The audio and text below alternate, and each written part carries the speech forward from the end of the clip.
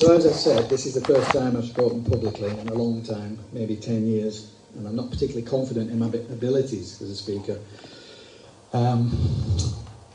which is why I wrote them. Thank you. This is why I write as opposed to speak. And my eyes aren't great, so I can't really see my prompts.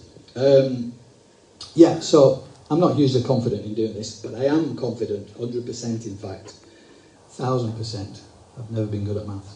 The books explain it all far better and more completely than I can do standing here with a daft northern accent. So I'll be up front, I'm a bit out of my depth, but yeah, I'm doing well. I've got notes, prompts, whatever else, and I'll try and do this without confusing you guys and myself, which these days is getting easier and easier. So primarily this is all about getting out of debt by using legislation, contract law, and all of the tools that we already possess, like an inquiring mind, a right to question, and the need for truth and transparency. I'm interrupting you.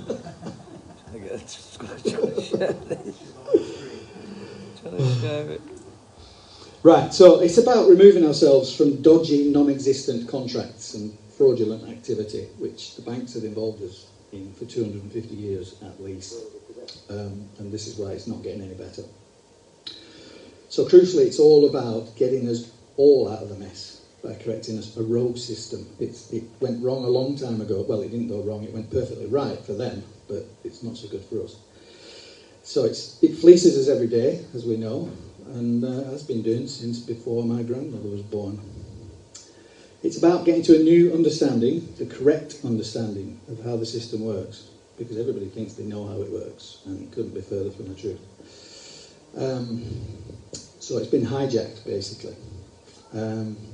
So then we're getting into turning things round and then using it as it was intended.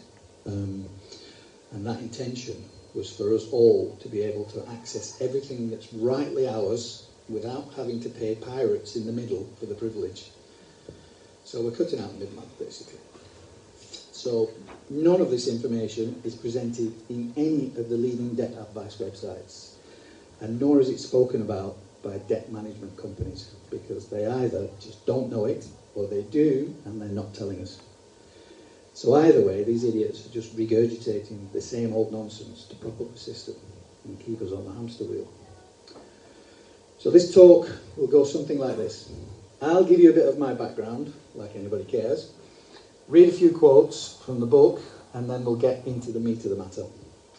I'll cover the juicy bits of how they've screwed us for years, and then we'll focus on what we can do about correcting it.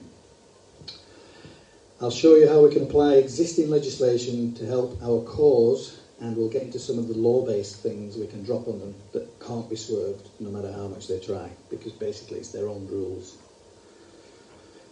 And then I'll get into the hustle that's been the happy discovery in all of this, whether we can use this method to access what's ours, to fund our lives and never pay them anything again. Because that's why we're all here, right? We want to know how to get the free money. Of course we do. So the money, as most of you probably already know, is already ours. And who leaves it on the table when there's no catch? People often say, oh, I don't use credit cards or loans. If I can't afford it, I don't get it. And they say it like it's a virtue. They claim some moral high ground for not needing to use credit.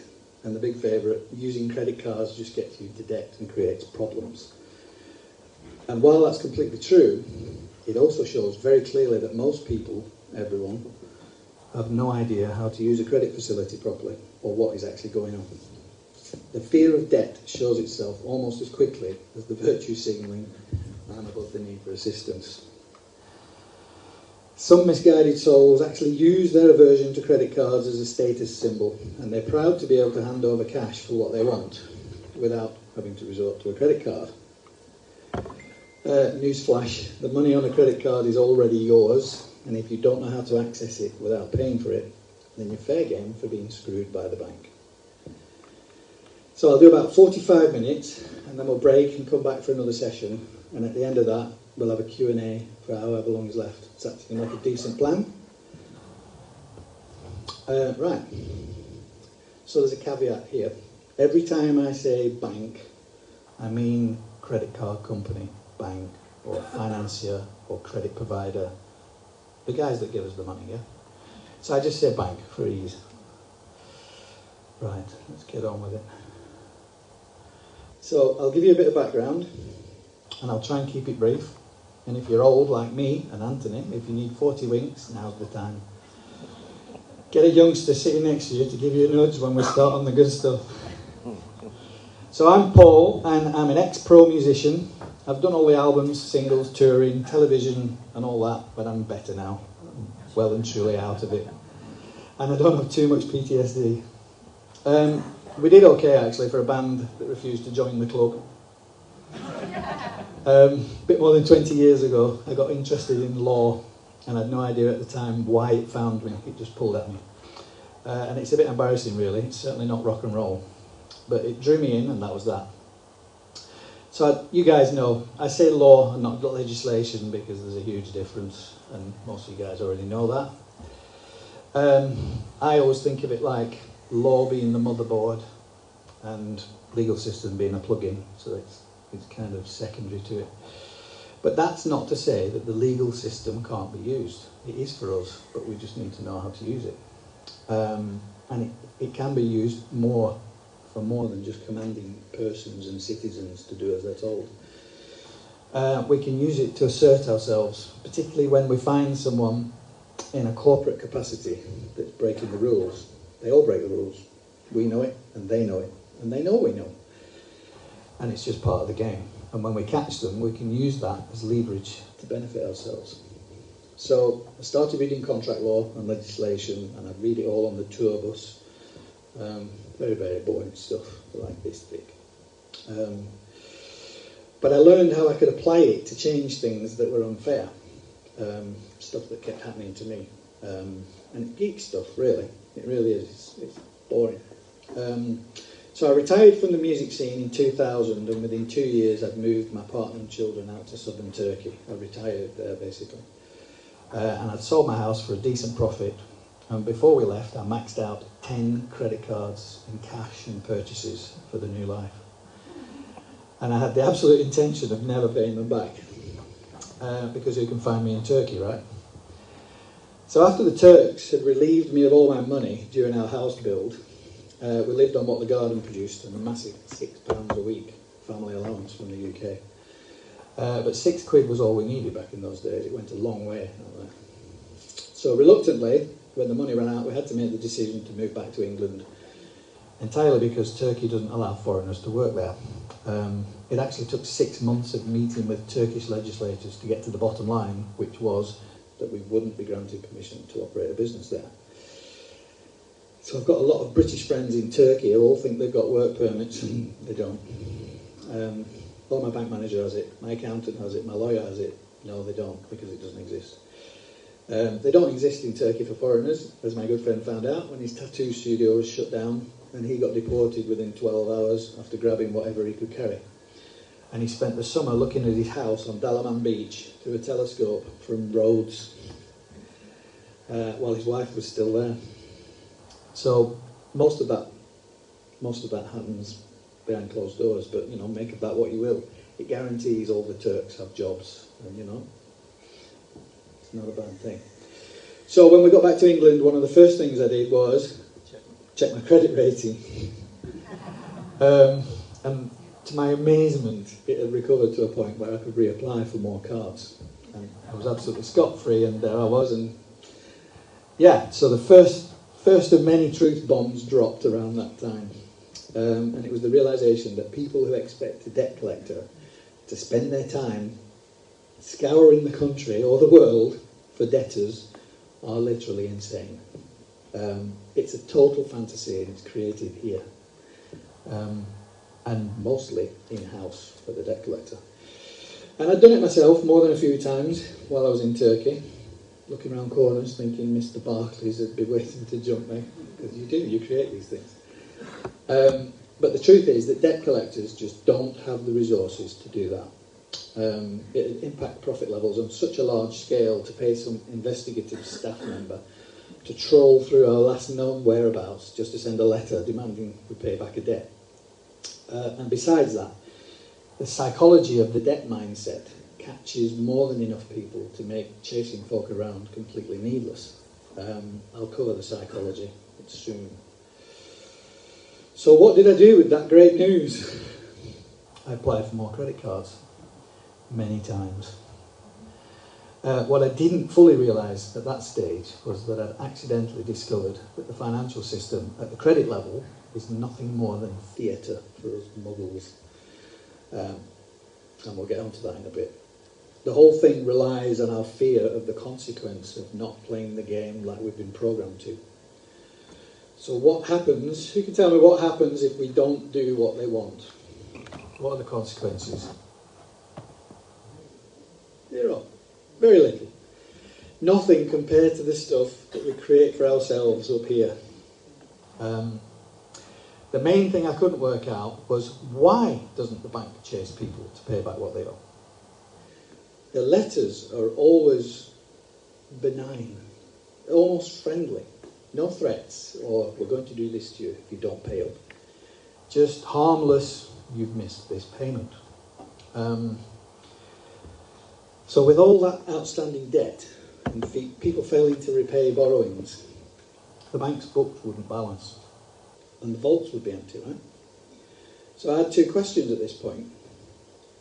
How could the bank give Mrs. Smith her £200 back when she came into the branch on Friday after depositing it last week?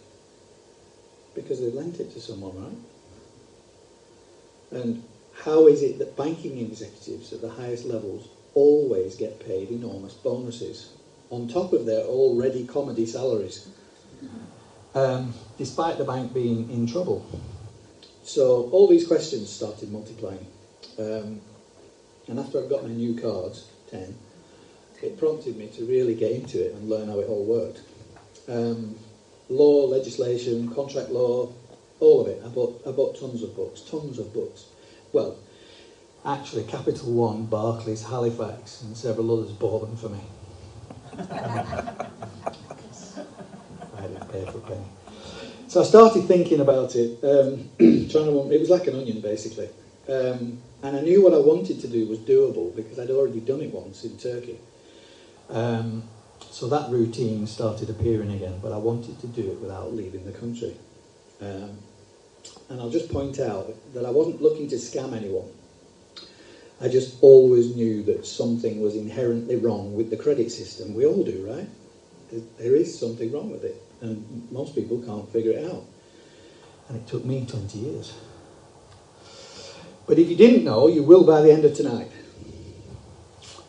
So, at that point, in exactly the same way as everyone else, all the fears started appearing. What if they send debt collectors? What if I end up in court or prison? Would the police come to the house? Bailiffs. I'm a criminal, right? All that stuff showed up. And it showed up as massive paranoia. And it nearly stopped me from trying it. Nearly. So, in all my reading, I'd learned a good amount of banking law. And it really helped to offset the fear, which is basically where you are when you don't have legitimate information to process what's happening. So all of that gave me the backbone to implement my plan. And a massive light bulb moment was learning this one little detail. Anything presented to the bank containing an amount in words and numbers that's signed and dated is accepted by the bank as cash. Did you know that? Anything, literally, toilet paper, if it's got the right information on it, it's treated as cash. So, if you think about it, there's very little difference between the document you fill in when you apply for the credit and a cheque. It's got all the same information on it, and it literally is the same thing, according to the bank. So, that little cliffhanger is the end of the background section. So you can give the sleeping guy next to you a dig. We'll get to the meat of it. So I'm going to start by reading a couple of quotes about banking through the years to give you a feel for what we're going into. I'll just read the quote. When banks extend loans to their customers, they create money by creating their customers' accounts, by crediting their customers' accounts. Sir Mervyn King, Governor of the Bank of England. The bank hath benefit of interest on all monies which it creates out of nothing. William Paterson, founder of the Bank of England in 1694. I'm afraid that the ordinary citizen will not like to be told that the banks can and do create money, and they who control the credit of the nation direct the policy of government and hold in the hollow of their hand the destiny of the people. Reginald McKenna, Chairman of the Midland Banks, 1924. The modern banking system manufactures money out of nothing. The process is perhaps the most astounding piece of sleight of hand that was ever invented. Banks can, in fact, inflate, mint and unmint a modern ledger entry currency. Major L.L.B. Angus. Failure by a lender to observe strictly the intricate requirements of the Act can lead to a loan being completely unenforceable, with no right of restitution or other form of relief. Lord Justice Clarke, 2002. And my personal favourite, and one that I'm sure you all know, it was there a minute ago. It is well enough that the people do not understand our banking and monetary system, for if they did, I believe there would be a revolution before tomorrow morning. Henry Ford. So let's call a thing, shall we? Not a single one of those people was a nobody. They weren't Mick down the pub sharing his thoughts on a TV documentary. They're all highly respected senior players in the finance sector who really knew what they were talking about. So how could they say things with such conviction that clearly stand in opposition to what we know? Do they know something we don't? Well, yeah, they did, and tonight you're going to know it too. Is it fair to say the banks and banking are even slightly concerned about serving our best interests as their customers? Or are they just like any other business and need to make as much money as they can for their shareholders? So let's have a close look at bankers and banking. I'm going to read you a little story that I was sent a couple of weeks ago by a fellow debt ninja.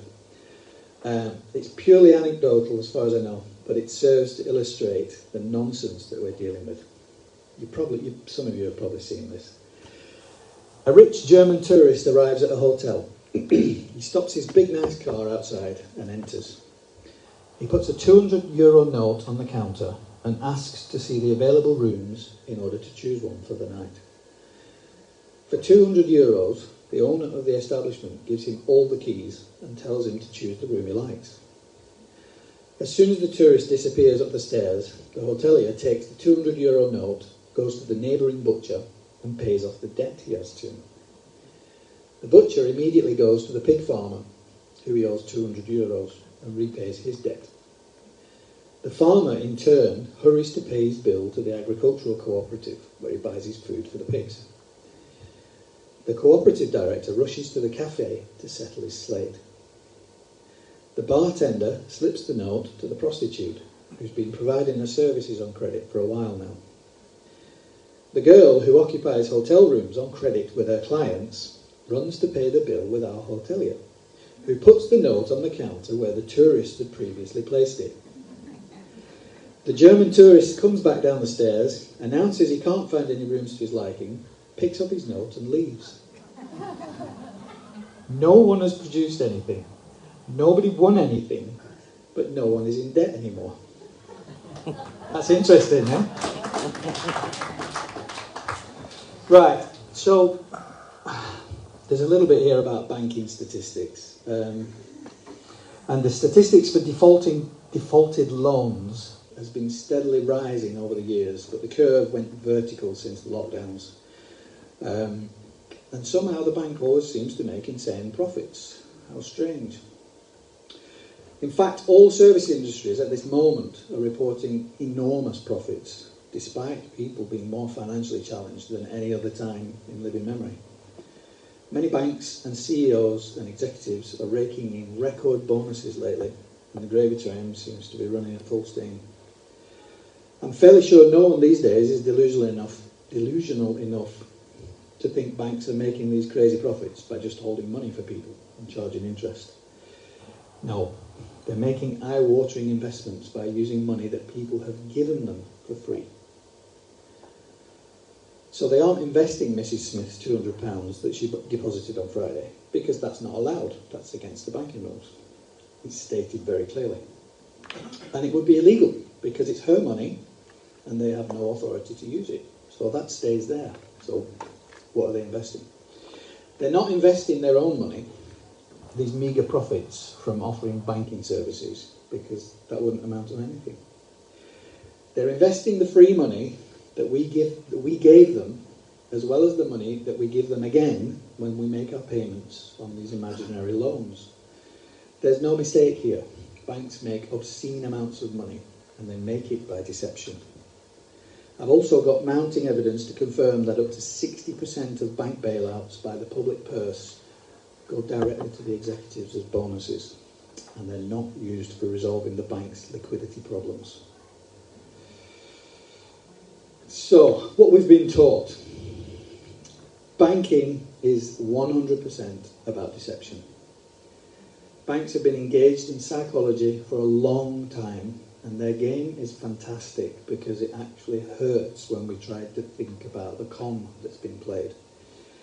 To use a popular truther phrase, cognitive dissonance kicks in.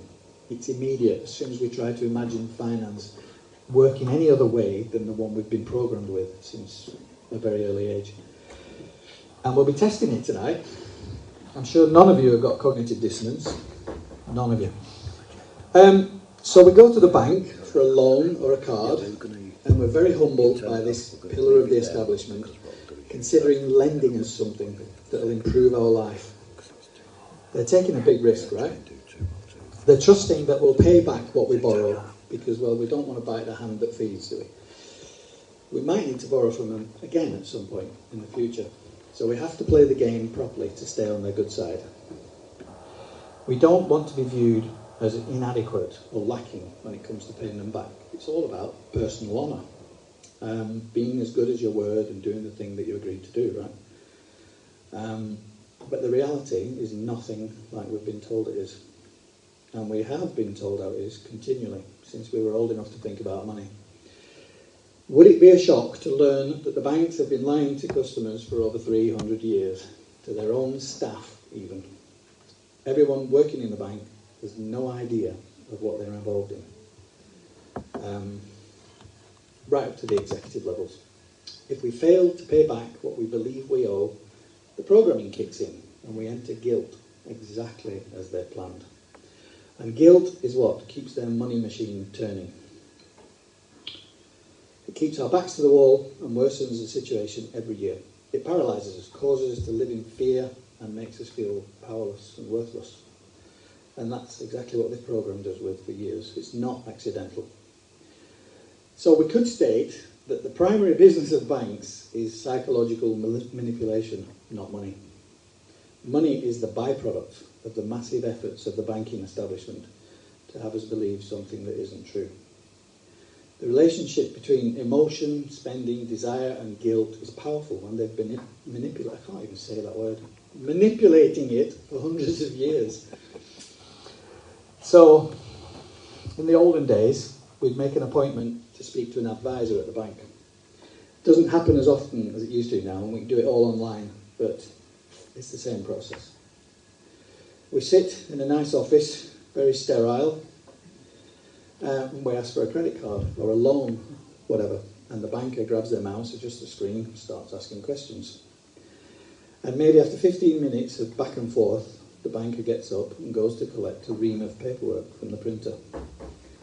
They then slide it across the desk to us and ask that we check the details, and if we're happy with it, to sign and date the paperwork. We're told that a decision will be made, and they'll get back to us within 24 hours. Sometimes it's instant, and we'll have the cash in our account by 3 p.m. or something. Or that the card will arrive in a few days if the application is successful. Easy, right? Did we get plenty of time to read that agreement while sitting there? No. Would we have understood it if we had? No. So you can tell me what happens in a bank or online when you apply for a loan or a credit card, but don't sign the paperwork? Nothing happens. It's dead. Nothing happens with any of these agreements until we sign them. It's just a piece of paper, and it stays that way until it has a signature. So why is that? Why is our signature so important? Why is that paperwork useless until we make a mark on it? Anybody? Whoever said energy? We're evidencing our life with our energy with a signature. Our signature charges up the document, and through sleight of hand at the bank and banking magic, it becomes currency, and that's exactly what the bank wants. I'm not going to get too technical, but once we sign that paperwork, it magically transforms into a security instrument. It's witchcraft. And a security instrument is a document with inestimable value, huge value. And securities, you probably heard about securities. They get traded every day on the markets. And that piece of paper is worth, at the very least, what's written on the face of it. And when it's for a credit card, as we know, that value changes whenever they want it to. So we just created a security instrument in the bank or online, and then what? What do we do with it? We give it to the bank. We give it to them for free. And what do they do with it? They add it to their ledger as an asset. It's highly valuable. So a security is well defined in commercial law as a specie of money. It's cash. It's a cheque. And we just gave it to them. So at this point you might realise that the bank hasn't made their decision yet to lend us anything. But either way, they now have our valuable security that we just created, and we gave it to them. So while I was mentally playing out this scenario, I realised that the bank receive our cash and then lend us what? Credit. Money. No, the bank actually lend nothing. If they were lending us something, we wouldn't be required to sign the document before something happened. They would just lend it to us after we'd made our promises to repay it. The whole process is nothing more than a credit swap. We give them cash, they give us credit. And that doesn't and can't happen until we give them the cash first. We actually fund the whole transaction. So the problems begin exactly at this point, because that security is our property. We created it, we charged it up, we gave it value, it's our energy. So you might notice that the bank isn't in any hurry to divulge what happened. Have they ever told anyone any of this? Most people don't even know it's happening. So, do we get the credit from the bank when they make their decision? Mostly yes, we do. But there are many cases when they say no. So do they give us the security back when they say no? Do they call us, ask us to come down and pick up our property? Never. They keep it. We gave them money, and they duped us by not giving it back when they declined our business. So that's their free money. In the cases where they do say yes, and the loan or credit goes ahead, after all the repayments at the end of the process, the settlement or redemption, do they return our security instrument? Long gone. Never. Under their own rules, and the rules of contract, they're obliged to return it to us. That's what redemption means, to hand back the security. The security has been redeemed by us and should be returned because it's our property. So no one's ever had a security returned then, the original agreement. I've never heard of it. But that's them breaking the rules of contract again, and it's very well defined. So back in the old days, many, many years ago, borrowers used to get their security back on settlement of the debt. My grandma had a box full of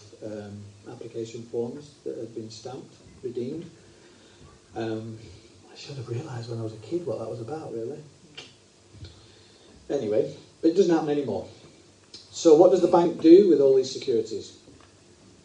Why are they so important that the bank will break the law to get them and make sure we don't know what they are? Well, they sell them. Securities are big money on the market, and so for the second time, our property makes money for the bank. Do they ever share that with us? Or do they instead call it a loan, add profit on top, call that interest, and require us to pay them again and again and again?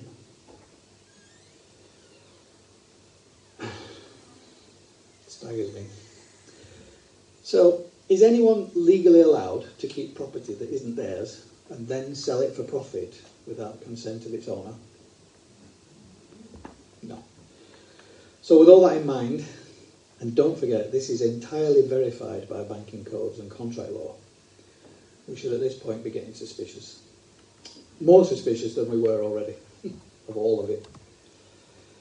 So the next section perfectly reveals their underhand activities. So we're going to look at contract law, only briefly, because it's boring.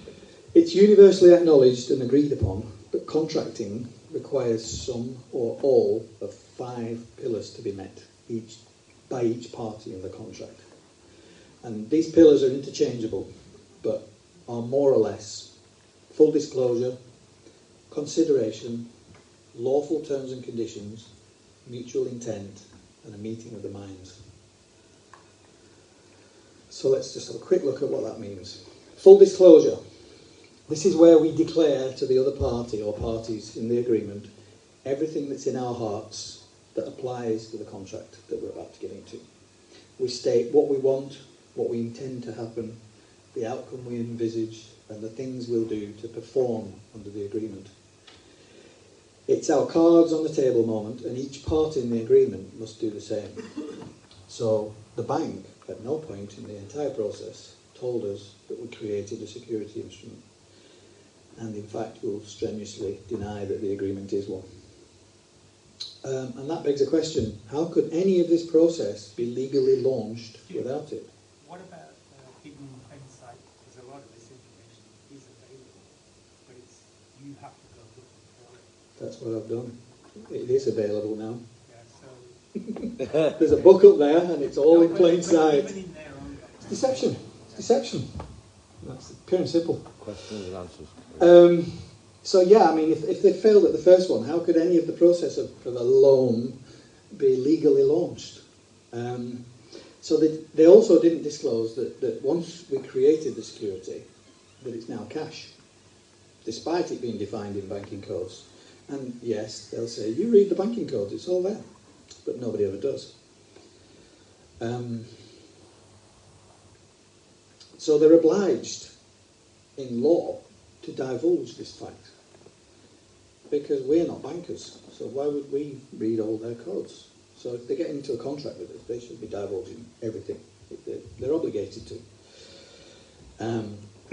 because it's crucial. So they didn't disclose that they performed a credit swap for our cash.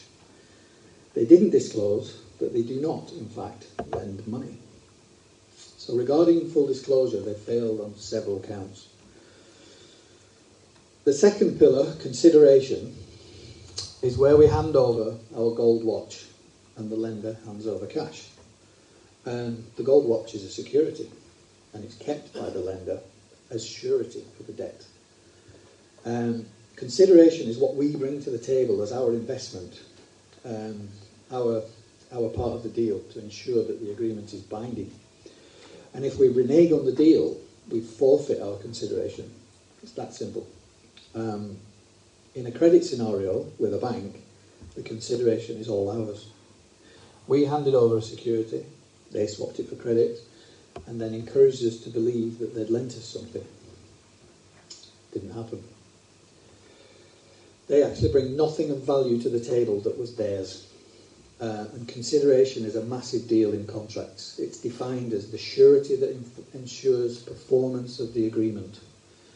And banks and credit card companies go to great lengths to assure us that these are unsecured loans and credit.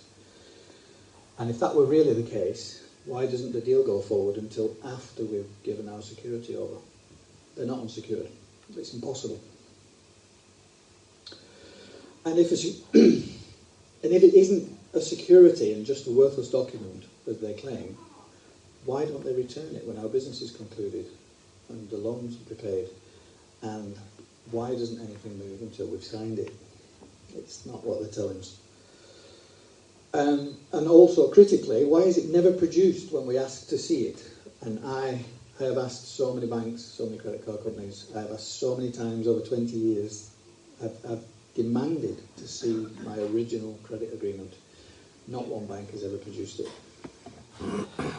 We do get bad photocopies, but the reason that they're bad is because it's 30 copies down the line that we get, and the original is so far gone, it's impossible. So the bank failed to produce consideration. Lawful terms and conditions. This is self-evident. It's stated in law that when contracting, no clauses within the contract can be upheld if they demand an action that is unlawful or illegal. So they can be discarded, because technically they're not there. So how can any business with the bank be lawful and above board when they employ deceit at the beginning? By not adhering to the pillars of contracting, they operated in dishonour, which means nothing they do from that point forwards can ever be valid, because everything that came after that deceit is voided under law. So the bank doesn't have a single clause that can be enforced, and the entire agreement is worthless and irrelevant. There is no agreement, it doesn't exist. Mutual intent. This is where each party involved states their intentions when they're entering into agreement, what they hope to achieve, the planned outcome, etc. It's the same as the first pillar.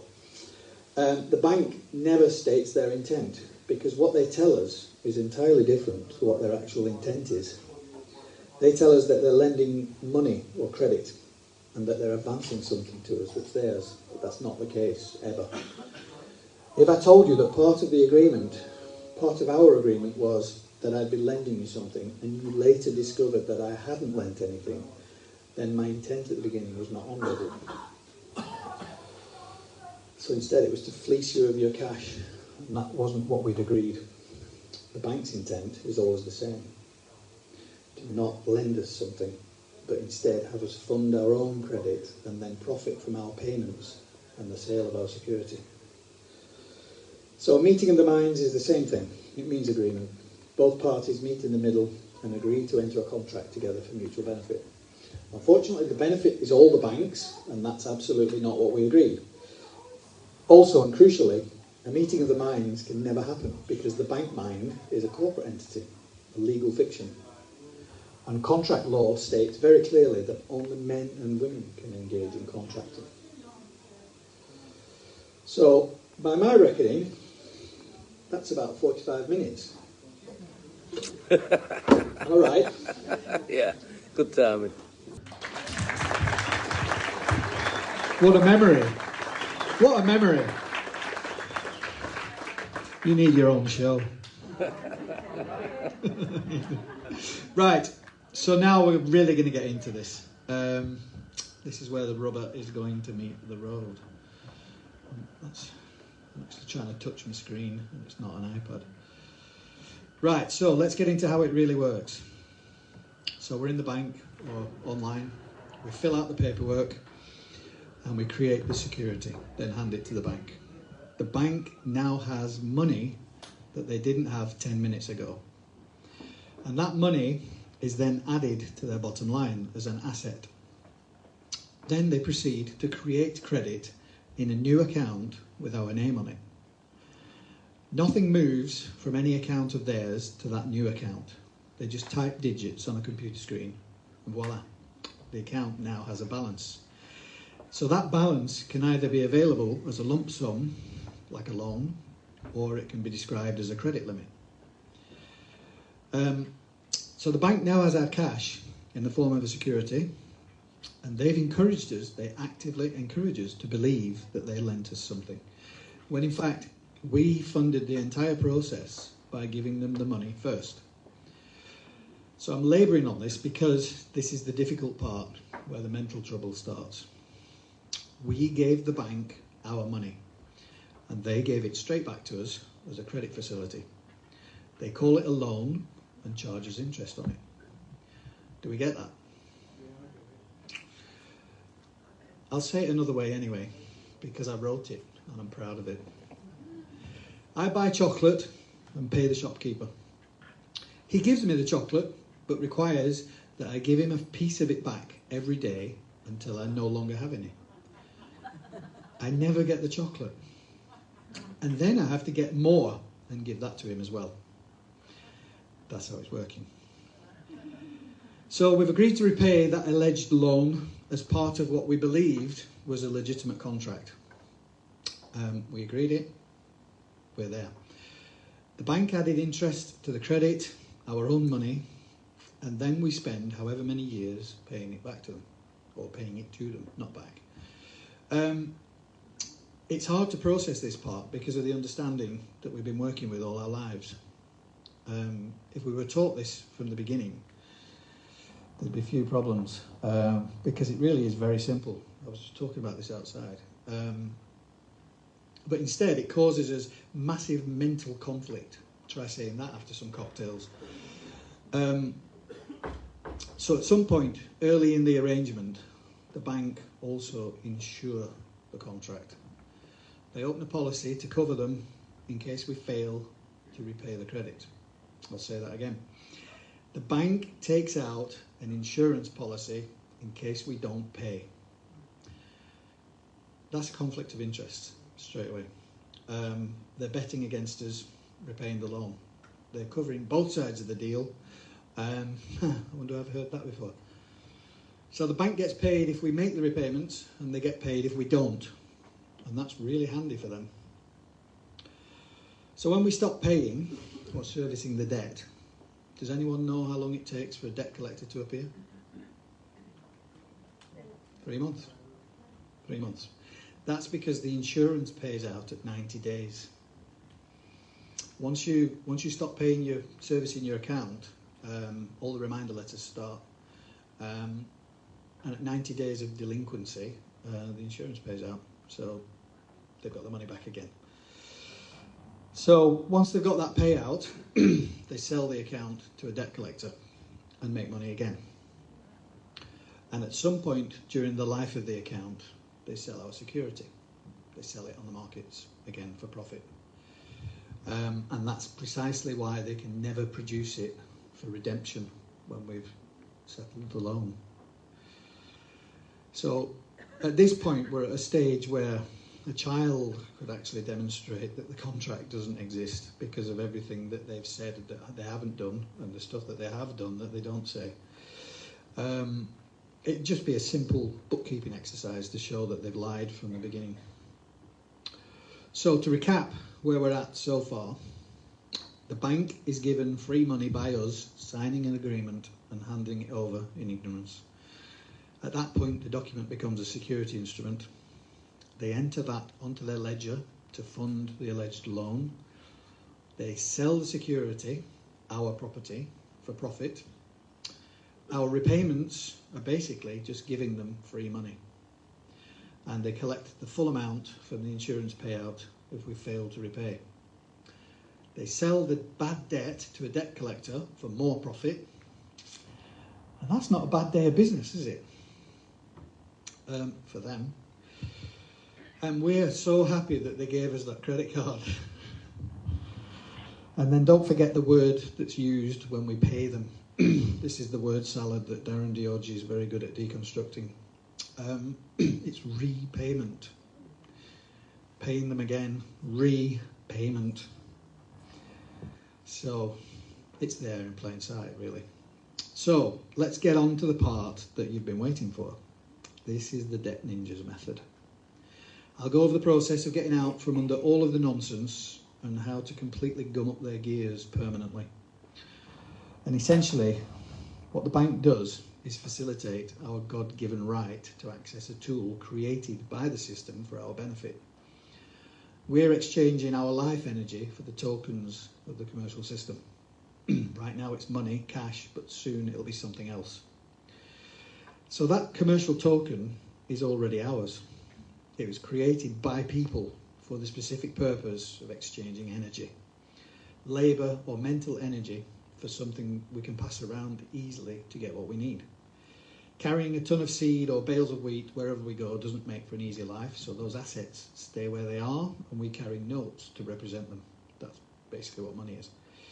And the banks hijacked that process and inserted themselves in between our exchanging energy and items with other people. They hacked the system to take it from us, and they call that energy, here's more word salad, currency. Currency, energy. So the whole point of this method is to break the cycle and remove the bankers from being the middlemen. And we do that by asking questions. As king questions. As king. And we stop making the payments. And the reason that we do that is to get their attention. Otherwise, they just ignore us. If you started writing letters, still paying the balance, they wouldn't even take any notice. So we stop the cash flow, and they notice very quickly. After we've had a couple of letters, we write to the CEO of the bank, because why go to the monkey when you can go to the organ grinder? So we ask that he or she validate the alleged loan or the credit facility. We want to know exactly where that credit came from, and we require them to provide us with full accounting to show the movement of credit from their account to ours. And we ask direct questions to flush out the truth. Questions like, did I create a security instrument by signing the application? Did the bank add my security instrument to its ledger as a profit? Did the bank perform a credit swap with my security for credit? Did the bank insure the account to protect themselves against my failure to repay it? Did the bank sell, or does it intend to sell, my security? Does the alleged agreement meet with universally recognised and agreed contracting standards? Can the bank please arrange a mutually convenient time and place for me to view my original unmarked security instrument? Is the contract that the bank is alluding to legally binding on both parties? And if so, please provide the law under which it is founded. Did the bank sign that contract with a human signature, or as the bank's name? So any one of these questions presents a problem for the bank, but together they're lethal. If they answered them truthfully, it would expose the fraud. And to lie would be admissible as evidence, especially given that their own rules tell us what they should be doing. And don't forget, legislation now requires them to be transparent in their operations with customers. So what do they do about the letters? They don't do anything. They ignore it. They just keep sending reminders. And occasionally, one bank out of maybe 30 will make an attempt to diffuse the situation by waffling about our obligations under the agreement, but never actually answering any of our questions. Because they can't. The bank is treading water until the account gets to 90 days, and then they're out of there. They collect the payout, pass the failed account off to become someone else's problem. They've had a good chunk of money, but fully realise there won't be any more. So they quit the game while they're ahead before it starts to affect the ledger. And throughout the last 3 months, they've also been hammering our credit rating, because that's most people's big concern. So what they're doing is very much a, ha, we'll show you, pal, and they just hammer the credit rating.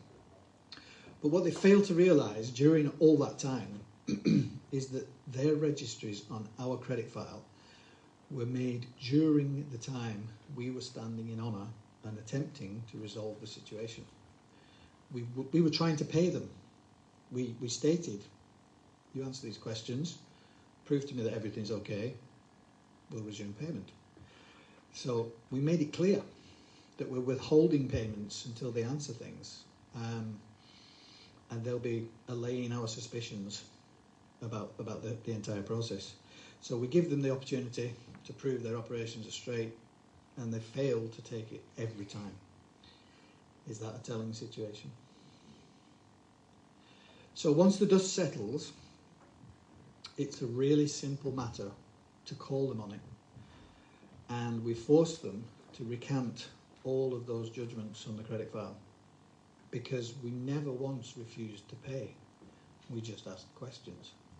So it's their bad. So during the reminder efforts, they never use threats. They don't threaten court, they don't threaten legal action. They just very politely say, this account will be passed to our collections team. And that's because they know it's unenforceable. No dispute is the key phrase in all of this, because it puts the ball in their court.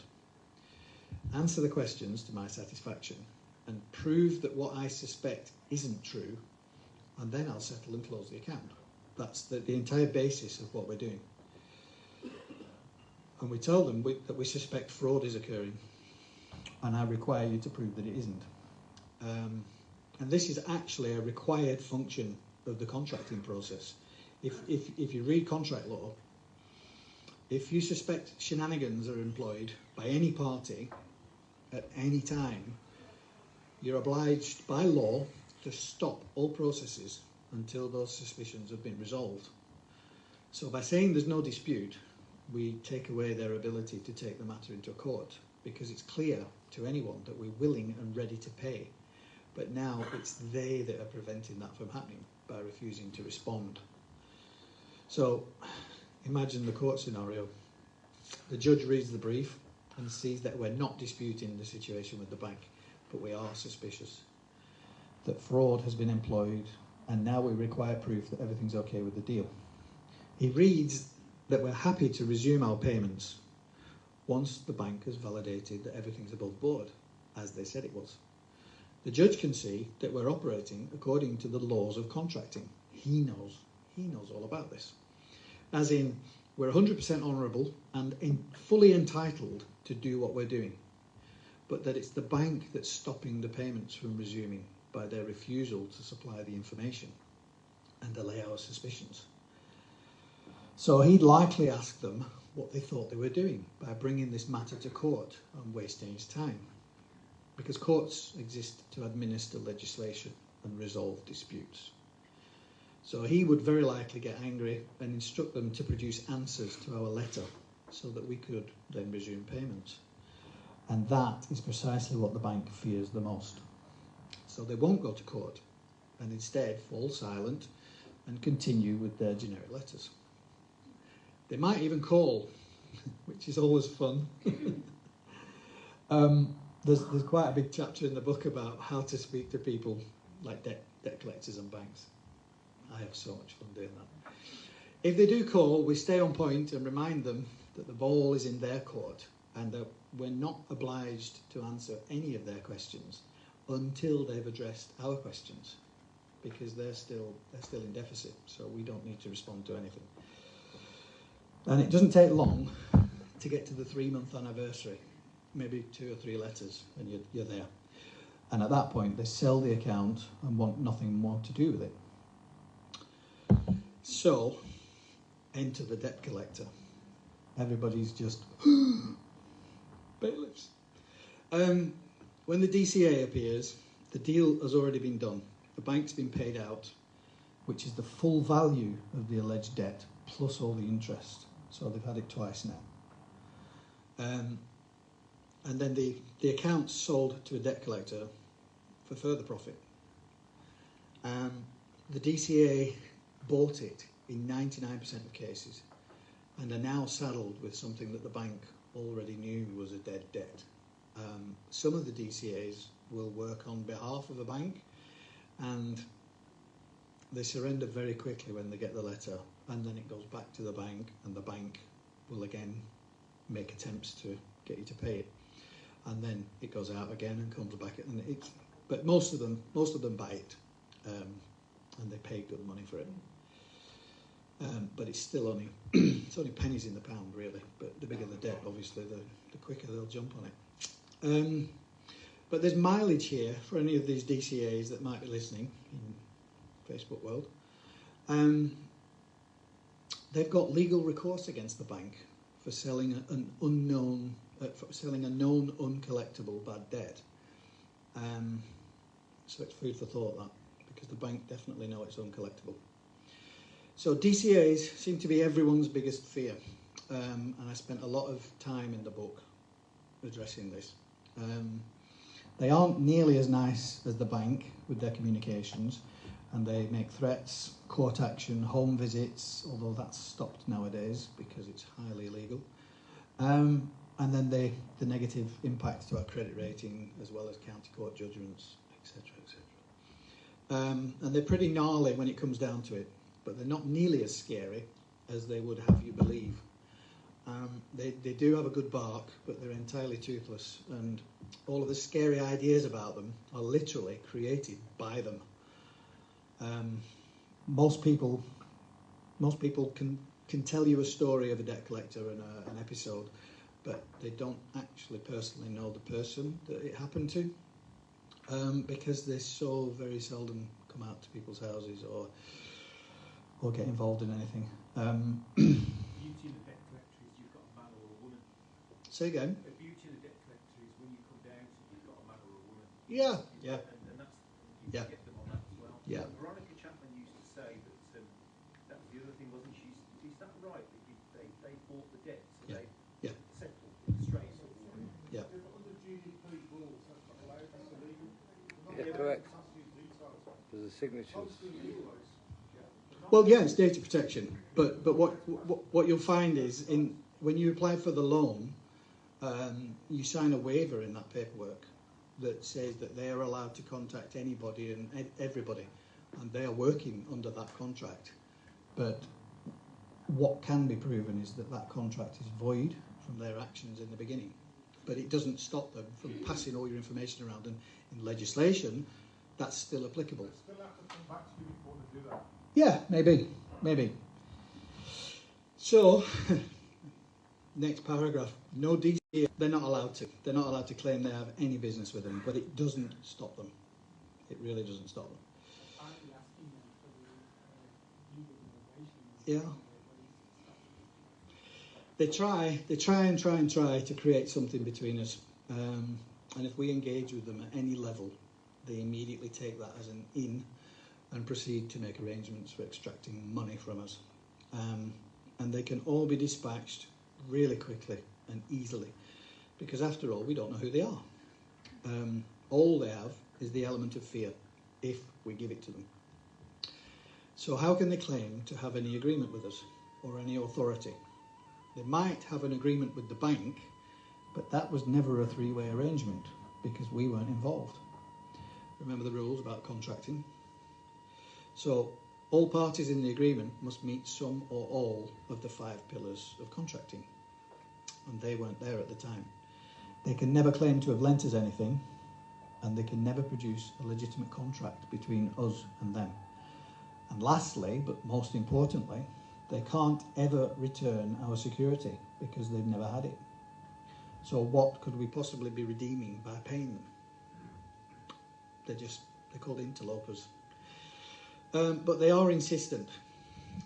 So a quick letter asking them all the same questions as we did with the bank puts them back in the box. These guys can't afford to lose court cases. Sometimes they'll attempt to reply, but literally they can't answer a single question truthfully, as they've got zero first-hand knowledge of anything that happened prior to their engagement. They're just an interloper in a private arrangement, and this is like a really tenuous position to be in from which to start making threats to someone. There's a very nice chapter in the book of how to actually take money off debt collectors, and I have done that too. We'll have to get the book. So we say there's no dispute, same as with the bank, because it removes any access to the court. But they keep banging away with the letters, even to the point of discounting the settlement amount.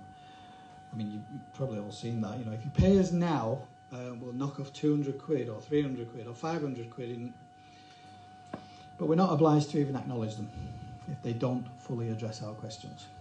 So they're in the same situation as the bank. Well, worse, because they can't even waive a pretend contract. So they fail every time to provide any proof of claim against us.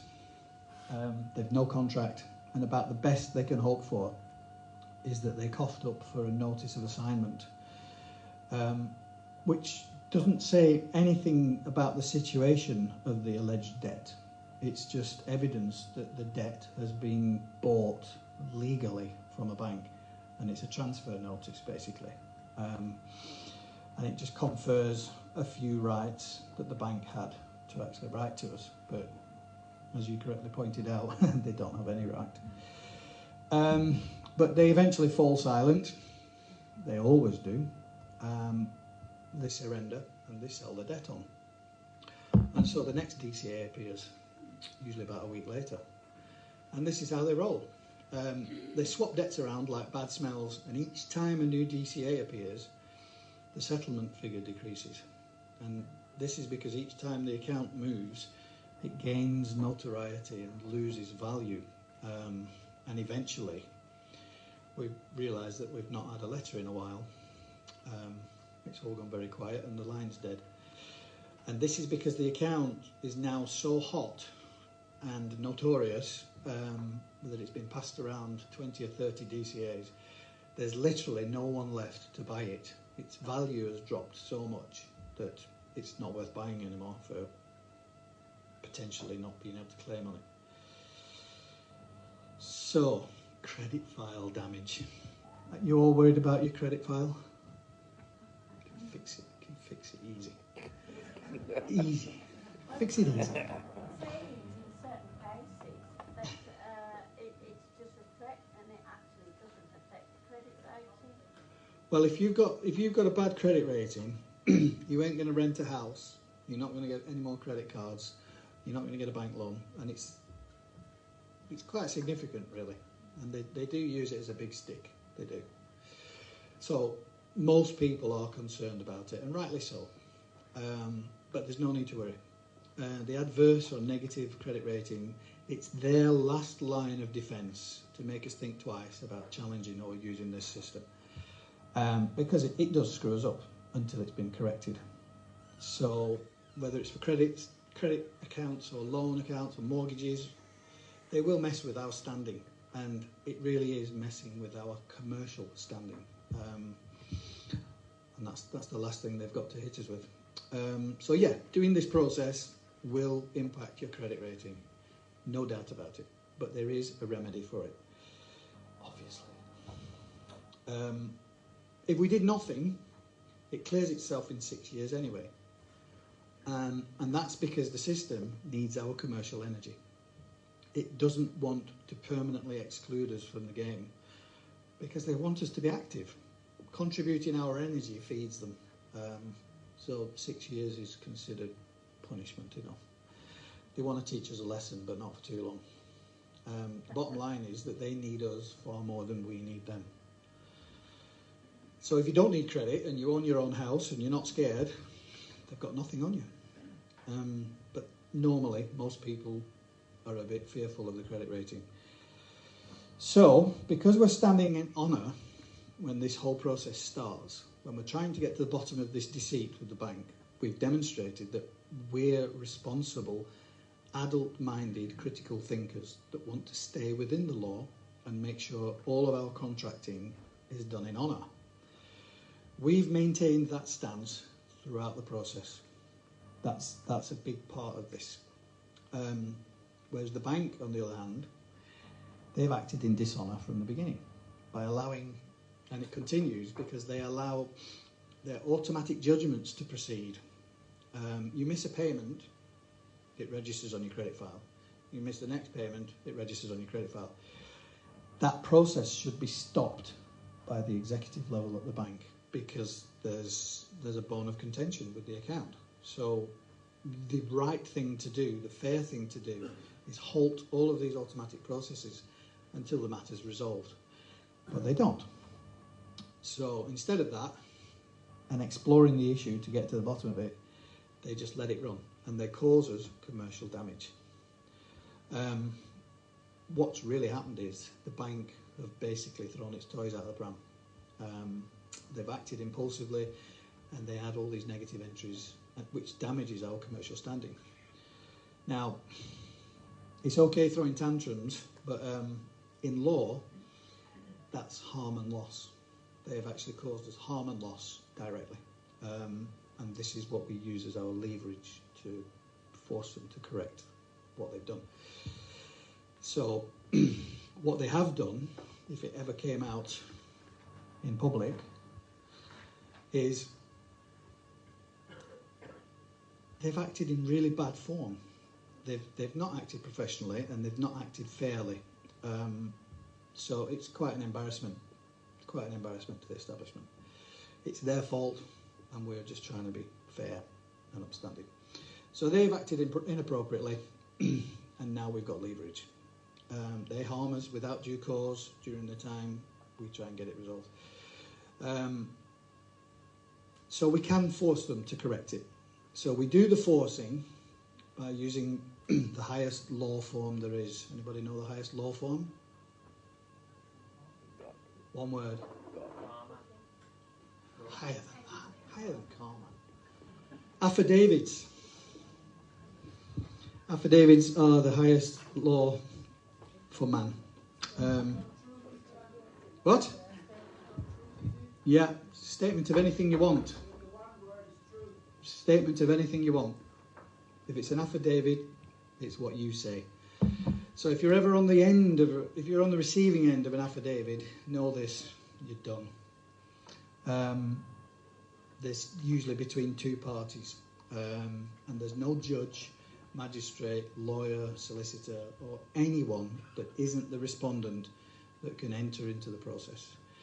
Affidavits can't be expunged, overturned, argued, or cancelled by anyone in the legal profession because it's so far above their pay grade.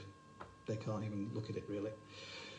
All that can happen is the court officers and officials can enter them onto the public record. That's as much as they can do with them. Affidavits are the truth in law. They are the law at the point of curing. And they're created under oath, and they must contain absolute truth. If you lie in an affidavit, then you deserve everything that comes to you when you're caught, because the truth always comes out. So they basically state what's happened, like a timeline. So what the respondent did to us, what the damage was, what the damage produced, and basically how they wronged us. So we cite all of the events, followed by what remedy we seek to correct the imbalance. And it's a commercial imbalance, so it needs to be corrected. So remedy can be many things, but in the commercial system, it's always money, because that's the currency of that system, and that's what we live under. So when you see, they say, oh, that wasn't justice, when a case has been resolved in court. But the only remedy that can be produced is financial. That they can't undo the event, and they can't bring dead people back, and you know what I mean? It's only money. So with the affidavit, it must be signed in front of an officer of the court. And most officers of the court don't actually realise they are officers of the court. Police officers, that's what I'm talking about. Clerks, if you can pin one down. Barristers, notary publics, or just a plain old solicitor. They don't need to know what's in the document. All they do is witnesses sign it, and that's their function in public office. Most of them don't realise it. So if they refuse to witness our signing, they can be held accountable for dereliction of duty or malfeasance in public office. If you drop either of those, you'll see an immediate change, and they'll get on with the business. If there's a problem, and there have been problems getting affidavits witnessed by officials, you can do the same thing with two good men, women, men. And those good men must be of sound character, which means they haven't been through the judicial system or convicted of a crime. The affidavit is sent to the respondent as registered mail, and they've got 10 days with which to rebut every claim point by point and offer evidence to support that rebuttal. But if we told the truth, then obviously they can't rebut any of it without lying. So after 10 days, the affidavit is cured. There's no arguing or playing tennis at that point. They're done. We just created private law in the highest form. So that document is now the truth of the matter, and it's all over for the respondent. They're then required, within a further 10 days, to produce the remedy we stated. And if they fail to produce that remedy, we don't mess around any further, but go directly to the courts and get it actioned by a judge or a magistrate. That's their role in the administrative capacity. So there's no discussing or arguing anything. They just have to enter it onto the public record. And at that point, we require them to enforce it, to collect for us, basically. So the bank is basically then required to make good on the remedy by meeting it in full, without delay, or they risk being hauled in front of a judge to explain why they feel the law doesn't apply to them. So our remedy from the bank would be along the lines of requiring them to withdraw all of their negative judgments against us, and maybe returning our security instrument. Oh wait, they sold it. So they have to compensate us for that misdemeanour. And biblically, why shouldn't we use the Bible? It's in every courtroom. Biblically, a punishment is to be made at sevenfold its face value. So we should be looking at a decent payout for their actions. And they should probably also return all of the payments we've made them, right? Plus interest. And whichever way we want to play this, the bank have zero room to swerve an affidavit. So we can reasonably expect a decent apology and a full correction of the credit file entries. But you can expect to cut a deal for the compensation amount. So about this point, some people start to see the opportunity in this system. And I'm not going to lie, it's usually women. So I want to end this presentation by talking about the other opportunity that's offered with this system. Many people are mortally afraid of credit cards, but as we now know, none of that fear is founded in anything that's real. The banks have done such a good job of instilling what-ifs and what will happen if I don't pay up, that most people are paralysed. And the bottom line is that this is a commercial system. It was designed for our benefit, but it's been perverted to a point where we're afraid of using it properly. And God forbid anyone that uses it as it was designed. So the savvy folk that have... Has anybody seen the opportunity? Women? All the women have. So it's infinitely possible to use credit cards to fund our lives. Personally, I've been rinsing between 8 to 10 credit cards every 3 years for 20 years. And I've never paid a single one back.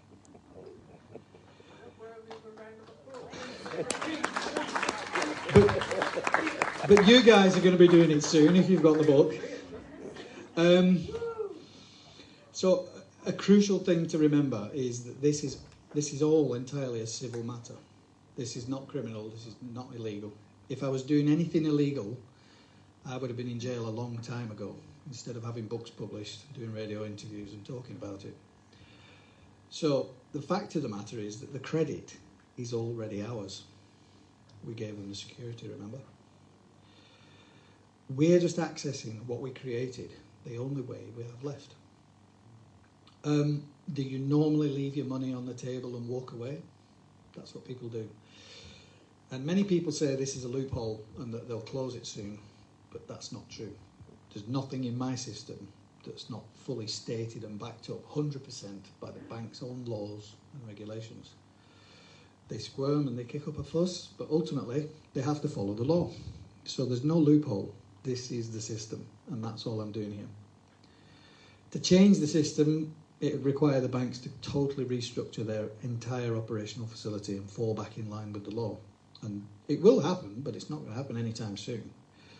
And they're probably going to face collapse before they get around to that. So get some credit cards and access your energy. Get some commercial tokens. So when you're done with all that and all the cards are maxed out, you start writing the letters, and pretty quickly that's the end of it. And a few people say, I'll try it with just one card first. And to that I say, why? Because you'll get the cash from the card, but you'll have no real benefit to show for it because you haven't fully engaged the method. And the result from cancelling payments on one card is exactly the same as from doing it with 10. They'll still hit your credit rating. So do it with 10 and benefit from it. It's way better to have more up front for the same result. But there's one, we've been talking about this and we've hit on an idea. If you do decide to do it, and good luck to you if you do, because it's the right thing. But you need to go big and go all in. Because it will change. This method will change everything if everybody does it. Not least a faulty belief system about how it works. You'll get a level of financial freedom that will allow you to read a restaurant menu from left to right instead of right to left. So if you are interested, get the book because it's all in there. It does need a couple of reads to really internalise what's happening. But I always tell people to go for 10 credit cards. You can go for more or less, but don't get one. It's pointless. If you do decide to do it, for reasons other than getting out of debt, we've come up with a plan and we request that you do one simple thing each time you do the process. Let's say you get 8 cards.